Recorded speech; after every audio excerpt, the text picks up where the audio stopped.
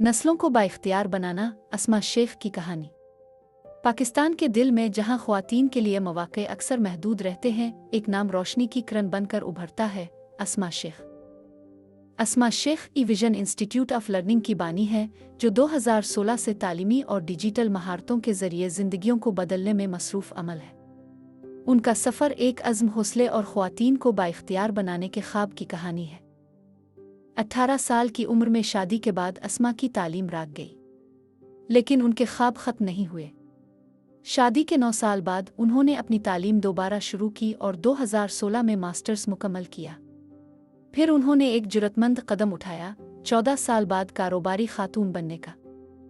उनका मिशन वाज़ेह था, घरेलू ख्वातीन को तालीम देना और उन्हें बाएतमाद और माली तौर पर खुद मुख्तार बनाना।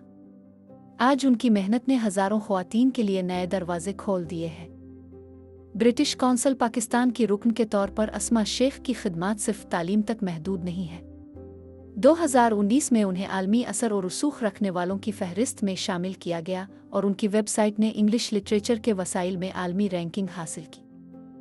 एक माहिर लिसानियात और मुसन्निफ के तौर पर अस्मा ने ज़ुबान के साइंसी मुताले पर एक इनकलाबी किताब लिखी, जो ग्रेजुएट और पोस्ट ग्रेजुएट तलबा के लिए मुआविन है।